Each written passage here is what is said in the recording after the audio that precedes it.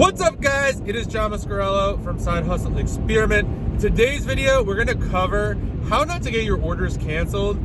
This week alone, I think about $2,000 worth of orders have been canceled, mostly shopping on smaller sites.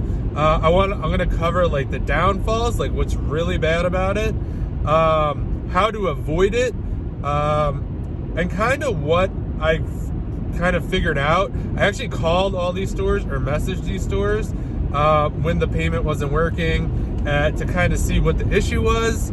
I had a feeling it was because I was ordering a lot. So here we go. So there are a couple stores that I ordered from this week that basically declined my orders. And one of the trickiest parts about this was they would just say the payment, there's an issue with your payment. So it didn't come across that like your card, we don't want your business, you're ordering too much, your quantity is too high. It just says there's something wrong with your credit card or the billing. So I would go look at the billing, everything checked out. I would try to resubmit again, and the same thing happened. It's like, all right, this is weird. Like, I'll use another card. Like, I know there's money on the cards, like there should be no issue. So try to do it again. Same exact thing happens. So after I think it was, and then I tried again with that card, it didn't work. So I was like, this is so weird. Like, I don't know why. I call them up and they're just like, yeah, you are putting, well, I did the messenger feature on the site and they were just like, yeah, your orders are way too big. And your card, messed up payment 4 times, which is interesting because yeah, it's basically they declined it. It wasn't my card. Like, my card would have put it through, but it's on their end. So the big problem this creates, though, is those charges will appear on your credit card. So they're going to hold space on your capital limit. So I basically had like $2,000 that I knew wasn't going to go through, but it still goes against your limit. So that is one thing to be aware of. If you were getting like payment, like the first time around, if it's the payment doesn't go through and it says there's an issue with the card, double check it, but don't resubmit it. Either call the store or message them directly through the chat bot. Number 2 that I learned, people hate resellers. So what I was doing was, these are all brand new stores, and this was totally my fault and my mistake. I was trying to place orders of 10. I probably would have had a better luck with orders of 5. But I mean, I don't know, because I didn't get kicked off these sites. Well, one I did, but the other 2 just didn't respond. One site said, oh, like, we don't deal with resellers, but if you want to open a wholesale account, you could do that. But then on the form, it says they don't work with Amazon sellers. I might look into that a little later. But the items I was buying or wanted to buy from that site weren't that profitable, so I don't think it's worth the risk, even at, or like applying even at a wholesale price. But one of the stores was like, hey, listen, like, once the charge is clear on your card, place another order, but make sure it's under $200. So this site was just like, okay, like, we probably understand what you're trying to do here, but we don't really care. Just keep it under $200. So I will go back to that site eventually. I think the charges still might be on my card. I have to look.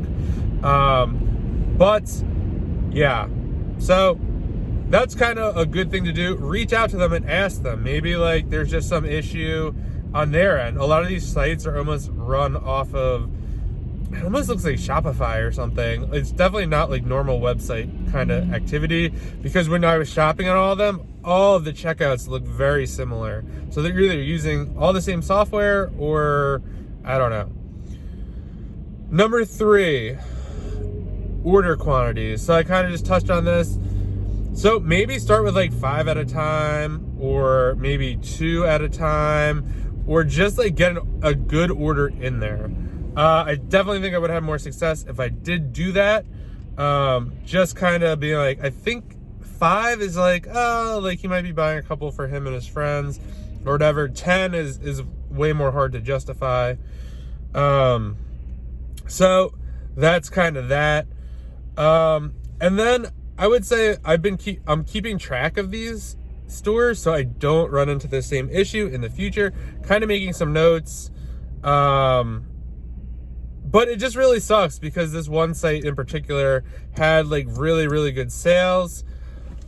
But then on the other hand, if you can't really buy what the quantities you need to buy, how good is the sale really? If you can only get 5 here and 5 there, I mean, eventually they're going to nail you for 5, 5, 5. So I'm kind of looking at it as like, you know what? It's better off that you know this now. This way you don't have to worry about it in the future. And there are stores, what it did open my eyes to also. So this is going to be tip number 4. If you're finding profitable products on one site on sale, they're most likely on another site. They might not be on sale just yet, but they most likely will be. So there were just some products that I was looking at and I was like, like I've never seen this before. But I noticed that there were some on other websites. So hopefully I'll be able to buy them if they come on sale on other websites.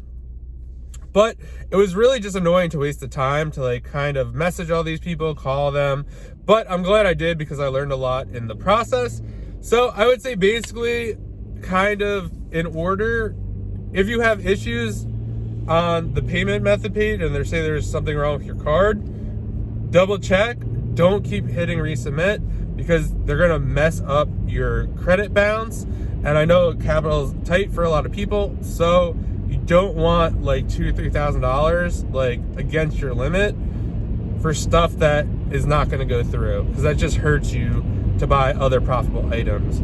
Number 2, reach out to them, see what's happening, use the chat bot. Hey, what's going on? There was one site where it's just like a weird issue they were having, and the actually card went through. Number 2.5, I'll go 2.5. Yeah, ask them if there's a limit.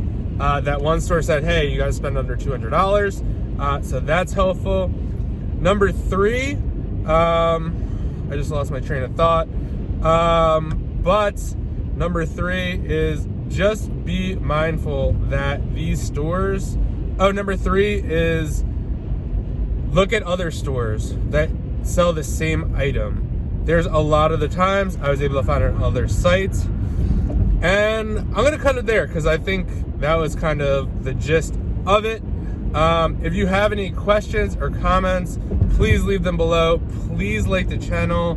Let me know your experience in the comments about reselling limits or your card getting canceled. I'd love to kind of hear it. It's always helpful to hear what other people have to say. And I will see you guys in the next video.